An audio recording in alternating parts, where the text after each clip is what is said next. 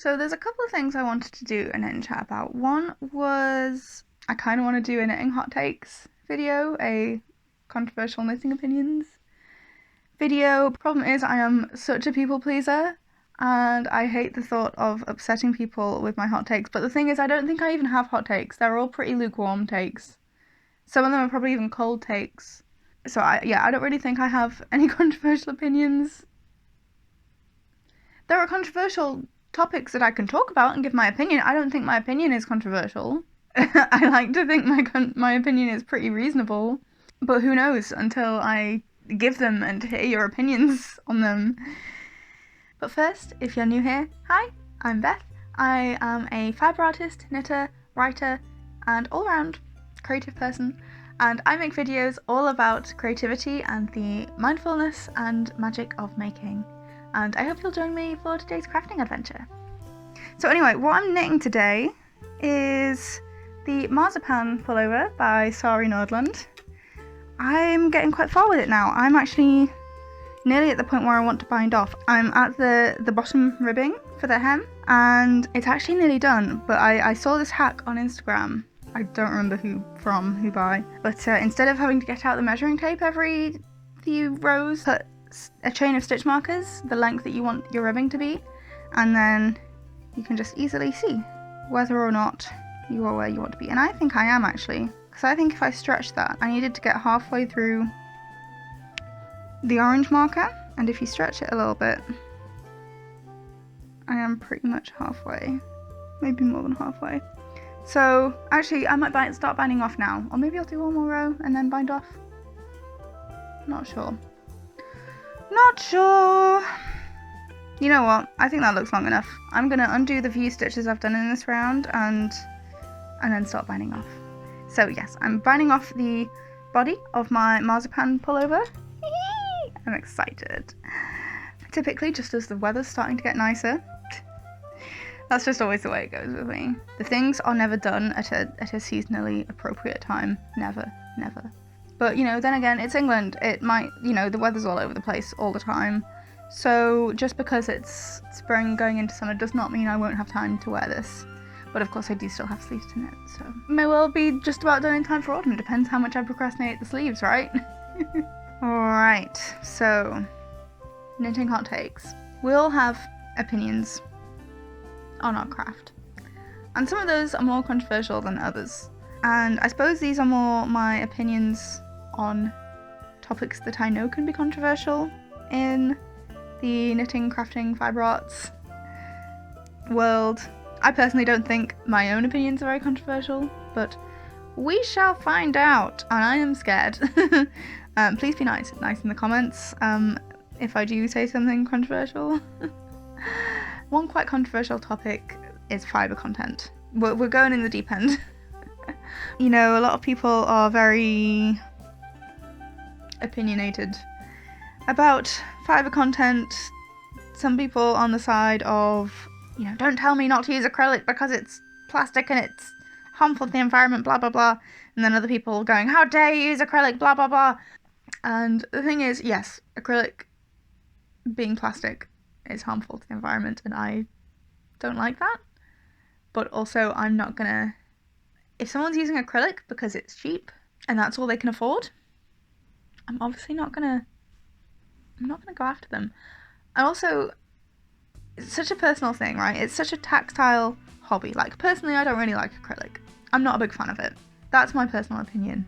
Therefore, I personally don't like to use it, but I understand that people are different and that other people might quite like it. And other people might struggle to find yarn in another fibre content that is affordable to them. And obviously, I am also aware that people have wool allergies. And so while wool is a brilliant choice for me, it might not be a brilliant choice for them. In fact, they might completely have to rule out all wool, which, I understand that. Okay, yeah, so you can use cotton, you can use silk, you can use linen, you can use bamboo. So there are choices other than acrylic for people with wool allergies. But I'm still okay with them using acrylic because some of those choices are not cheap. Or there might be like one cheap option of one of those. you don't always want to be knitting with the same yarn. I understand that. I suppose my opinion is that for those of us who don't have wool allergies and can use wool, maybe we should try and use more wool, so that then overall there is less acrylic being used, because not everyone can afford the wool. Sure, there are some cheap wool yarns, or cheap-ish wool yarns, but again, I understand people don't always want to be using the same yarn, right? And some people do just genuinely like acrylic, which I don't relate, I don't understand personally, but each to their own, right? And you're allowed to have your opinions and preferences. And sure, from an environmental perspective, acrylic is not the best choice, but we're imperfect humans, we can't always make the best choice. And you have to make the best choice for you at the time. And if that's, choosing an affordable yarn that is acrylic, so that you can keep doing your hobby that helps with your mental health and whatnot, it helps keep you feeling fulfilled, helps you be creative, then, I'm not going to hold that against you, obviously. The thing is, obviously, acrylic is not the only choice for yarn on a budget. You can buy things secondhand, but obviously buying things secondhand usually involves quite a search, right? You don't always have the mental capacity or the time or the energy to be going out there, keeping an eye on all of the secondhand marketplaces for decent yarn, or like going out to charity shops and finding 100% wool jumpers or clothing that is made out of other fibres that you can then unravel to use for your knitting. You don't have time. Lots of people don't have time to do that. So I think it would probably be a good idea to do those things more. But also, it's a lot of effort and it's a lot of time. And I understand people don't have the time or energy to do that. And sometimes the most accessible thing is some brand new acrylic yarn. And while it's not ideal, if it's what you've got the time and the budget for, then do it. Do it. It's not what I would do, but also, yeah, I'm a fairly slow knitter, so that means I don't need to be buying new yarn every week to be able to keep knitting. I can buy a few skeins of yarn and that'll keep me going for like 2 years. So yeah, I guess that's another possibly controversial opinion that I have, is that on one hand, yeah, I understand, I feel conflicted about this, right? Because I understand, you want to do your hobby to feel fulfilled, to feel like, because it's nice to make things, because it's a good sensory experience, because you enjoy it. I don't want to deny people that. But also, if you're knitting that fast, are you really enjoying? Like, I don't know, is it just not another form of overconsumption to make so much stuff? Especially if you're then having to buy tons and tons and tons of acrylic yarn in order to do that. I don't know, I feel very conflicted about this.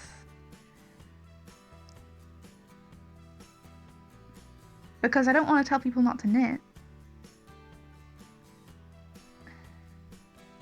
Like, if they happen to be a fast knitter, but they're also on a budget, and they're fine with acrylic yarn, like, I'm glad it's not how I do things. I wouldn't want to do that. I wouldn't want to have to work with acrylic yarn just because it's the only yarn I could afford, and because I knit so much that I have to keep buying new yarn in order to keep knitting. Like, at that time, if you're knitting that much, maybe you can take a bit of that knitting time and instead troll some secondhand shops, because at least if it's secondhand, right, it's already in the world. You're not creating demand for brand new acrylic yarn, right? And it might even be cheaper, right? Maybe you could afford to spend a little bit of time looking for secondhand yarn if you knit that much and you're on such a budget that you would otherwise need to buy brand new acrylic yarn. Maybe you could buy secondhand acrylic yarn that someone else didn't want, or secondhand wool yarn if you don't have a wool allergy. Yeah, I don't know. I know that's... I can't just tell people to not knit, right? That's mean. That's stupid. But I do just have conflicted feelings about it. Like, people who are knitting sweaters in a week, like, first of all, how? What the heck? Why do you need to knit that fast?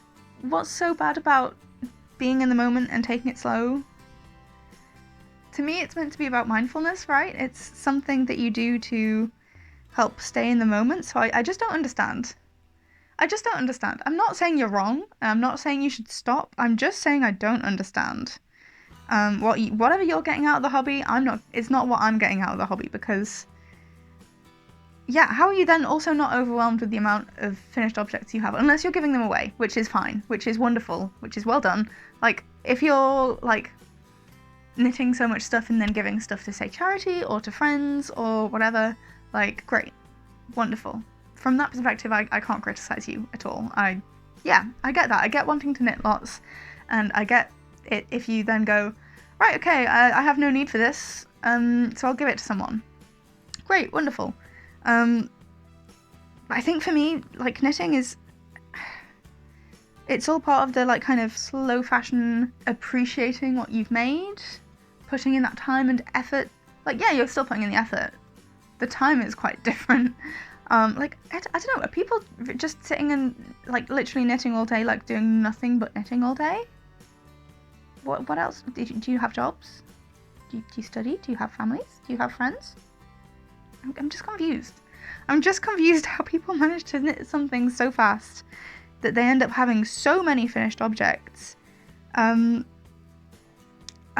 like, yeah, to me, knitting is a form of kind of rebellion against fast fashion, against overconsumption, about saying, hey, rather than me spending a really small amount on something that took someone hours to make and them getting underpaid, and also this is made of plastic and it's killing the environment, and it's the companies that are making it are not treating the workers well, and all of those reasons are the reasons that you get to buy such a cheap item, and it may well fall apart within a few uses or within a year or something.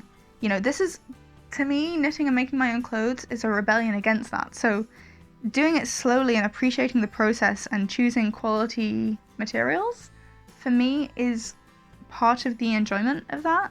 Because then if I've made the garments, if I've chosen quality materials, if I've taken my time over it to ensure that it's decent quality, and if it breaks I can mend it, and then I can keep it long term, and then I'm also putting thought into what I'm putting into my wardrobe, so I'm making sure that, or trying to make sure at least, that what I'm putting into my wardrobe are things that I'm actually going to wear and appreciate and keep long term, and hopefully still have when I'm like 80, right?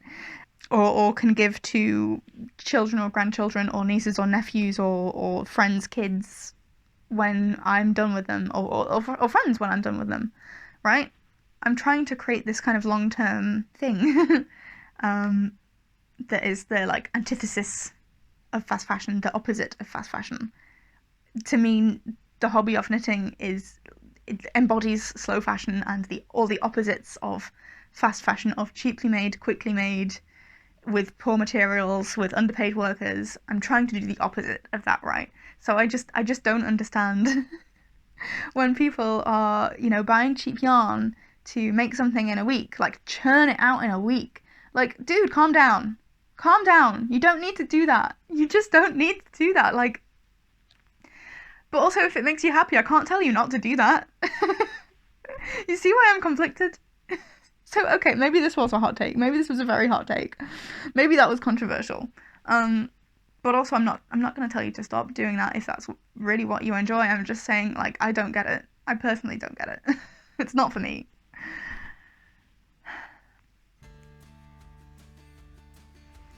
Okay, what else can we talk about now that I've gone on that little rant? What else can we talk about? Knitting in public. Recently on Threads, there was a bit of a... You know, there were some posts going around talking about knitting in cinemas, and it got surprisingly controversial. I do not understand why it got so controversial. Loads of people are apparently saying that it's not okay to knit in cinemas. What? And some people even going so far as to say it's not okay to knit in public. Like, I'm sorry, what? Yeah, a lot of people complaining about people knitting in cinemas, saying that, like, it's loud, it's distracting, like, the movement is distracting. Like, I don't know if you can see how little I'm moving here.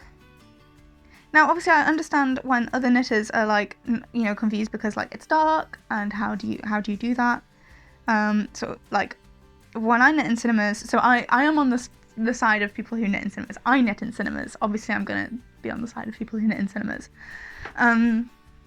It's got to be a really simple project that I don't have to think too much about. That was the other thing that people were complaining about, was like, you've gone to the cinema to see a film, so watch the film. Well, if I'm at home, I knit while I'm watching a film, right?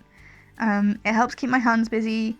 If I'm not doing this, then I'm probably going to be picking at my fingernails. And are these the cuticles around the fingernails? I'm never sure. Or is that like the...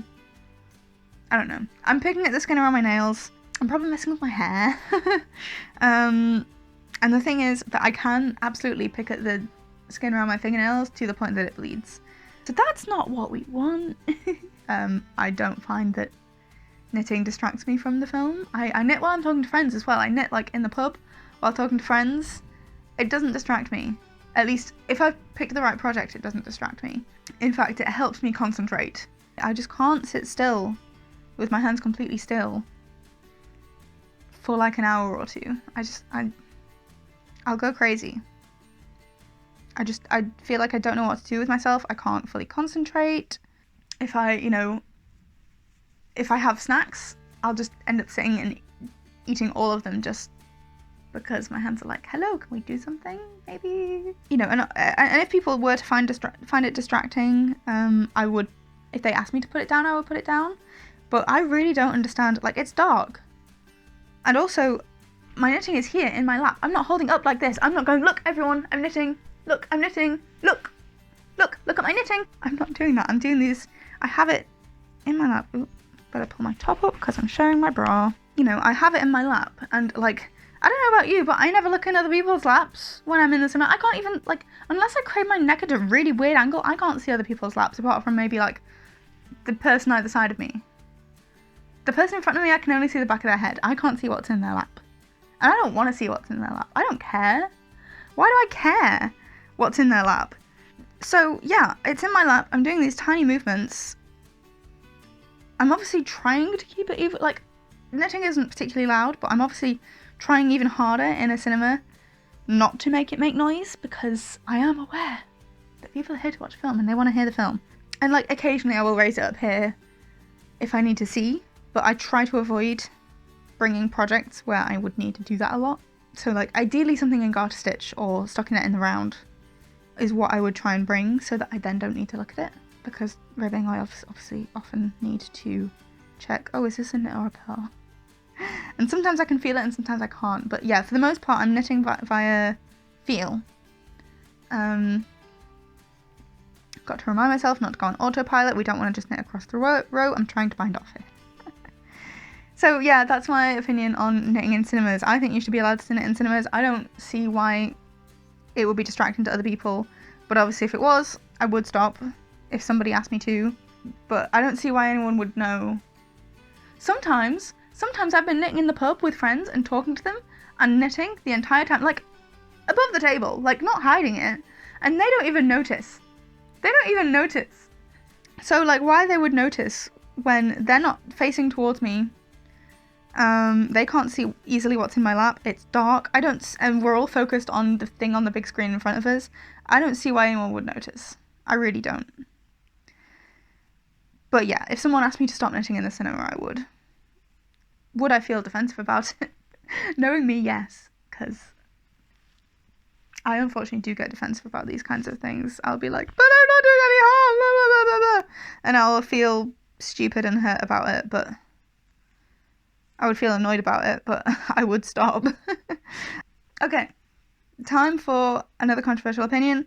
Swatches. I'm about to give you the most lukewarm take anyone could ever give.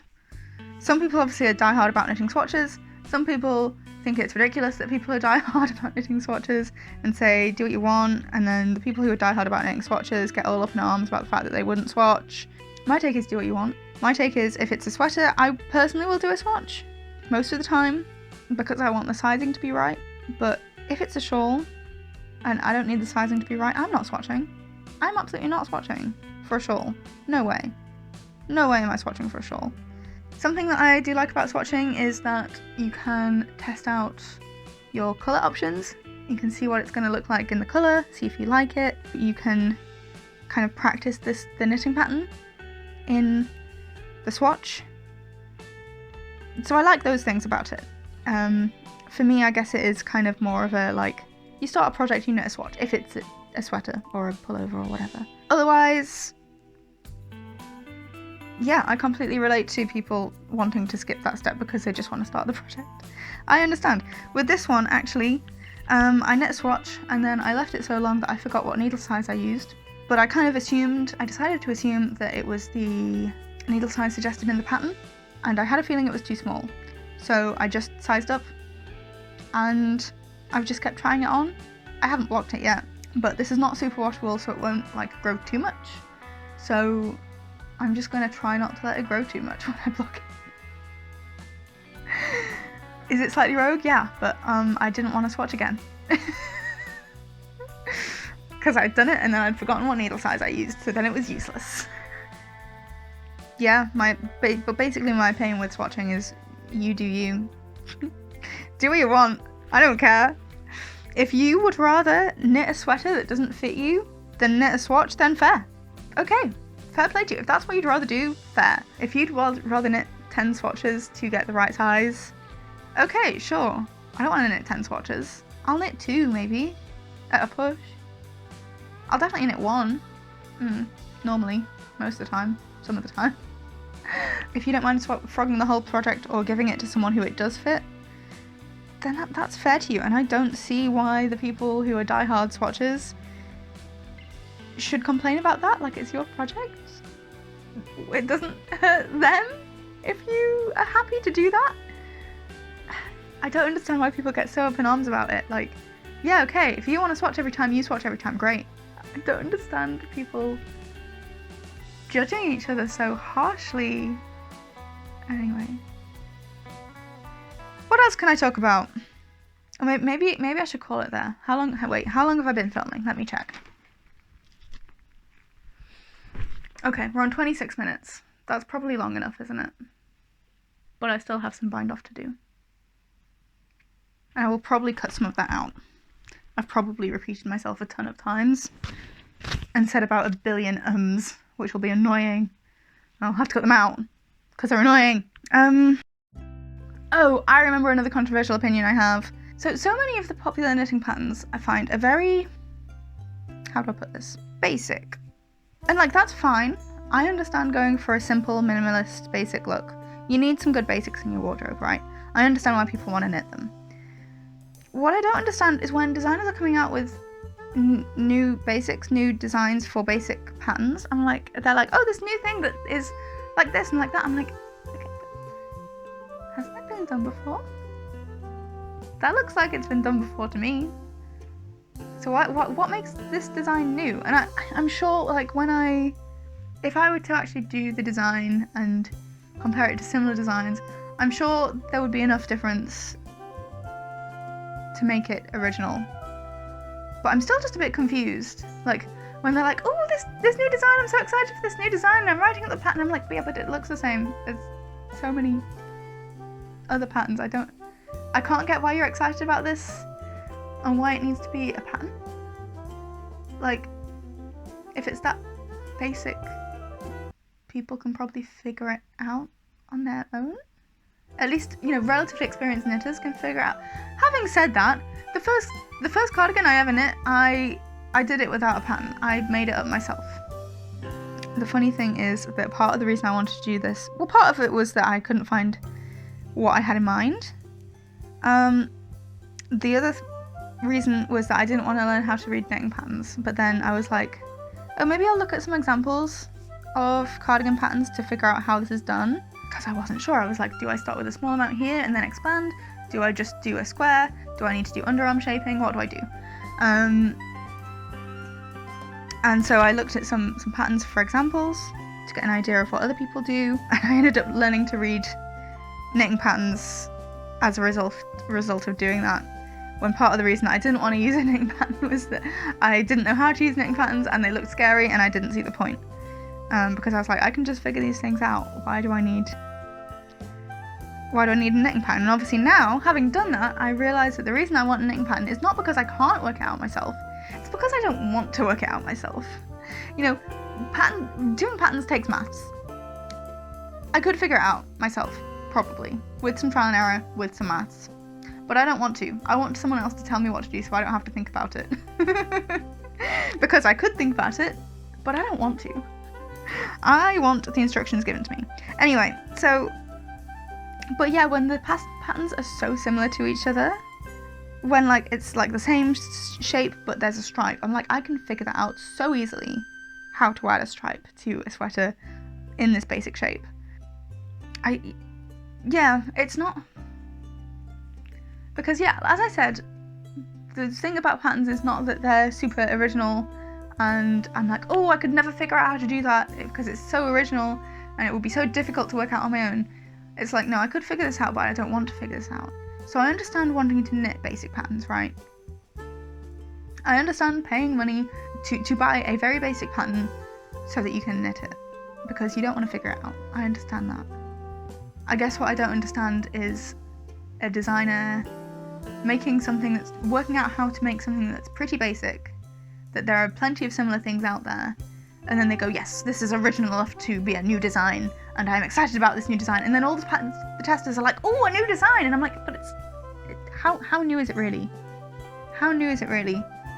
Could you do a tiny modification on an existing pattern that's incredibly similar? Because it's like, it might be that it's like just this pattern but with a little tiny bit of extra shaping. It's this pattern with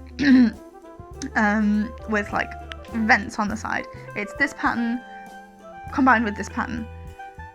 And again, as I say, I understand people not wanting to do the modifications, people wanting to have someone just to tell them how to do it and they just do it. I just don't understand all the hype. Yeah, I don't understand all the hype is what I think I'm trying to say. I can't get excited about them, but I see why people want to knit them. Does that make sense? Because like, what is the defining feature? What is the characteristic about this sweater that everyone's getting so hyped about, that everyone's getting so excited about? What is making it a statement piece? Well, nothing. It's not a statement piece. It's very similar to a bunch of other things, and yet people are really excited to knit it. I understand wanting to knit it. I don't understand being so excited about knitting this particular one as opposed to that one that's slightly different. Does that make sense? Am I making sense? Like, I obviously want to knit some of these patterns myself. Often they are very flattering, they might be nice and drapey, they might be like understated but elegant, or they might be nice and casual, very wearable. I understand wanting to have them in the wardrobe, I understand wanting to knit them. I just don't understand the level of the hype, you know? Like, this, it's complicated, it looks cool, I understand the hype about this. Or things like it. Or things like, I have the pattern here for the Hinterland sweater by... What's her name? Does it say her name on here? Oh, I remembered her name. It's Jennifer Steingass. So I have down here the swatch for it that I'm making, which I'm coming up with some interesting colour combinations. It's a 2-colour pattern. I'm trying to use 5 colours for it. I understand being excited about this, right? Or about this lace shawl. But then again, maybe other people will be like, it's just another lace shawl. What's the difference? Why is everyone so excited about a new lace shawl or something? Whereas I'm like, I don't understand all the hype about another plain drop shoulder sweater or another plain round neck sweater or another plain raglan sweater or whatever. Where's my needle gone? Yeah, it's just the level of hype that I don't understand. Because I do want to knit some of these things myself. I'm repeating myself again, aren't I? I have a feeling I've probably said all of my controversial opinions at this point.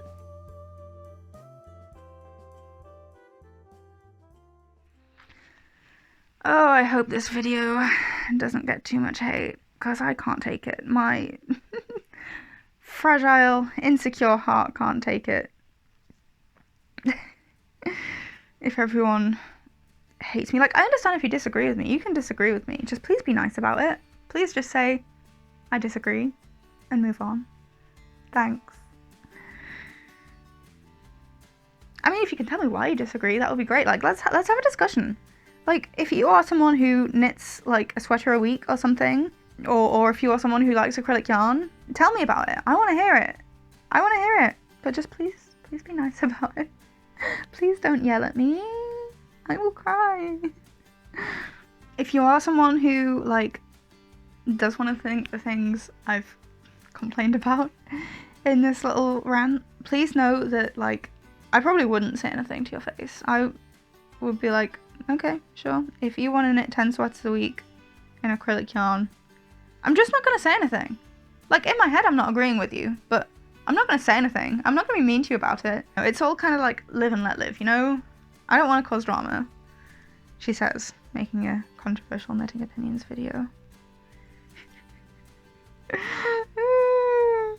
You know, if it's not hurting other people, if you're not being rude about it or mean about it, whatever it is, like, I don't see the problem. We're allowed to have different opinions. You're allowed to live your life differently to me. And I hope I'm allowed to live my life differently to you, if I so choose.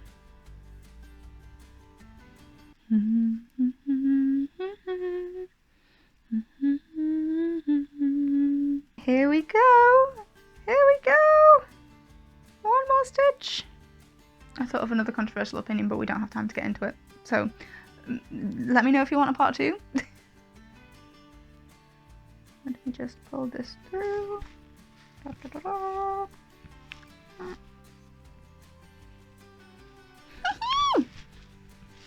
Look at it! Look at it! Look at it! Okay, let me try this on.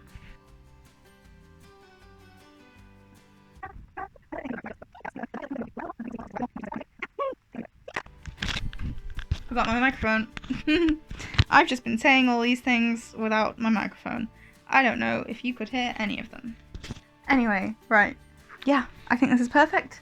I am really happy with the length and with how it's turned out. Obviously, I need to go and see in the mirror if I think it looks okay. But, I mean, it feels fine.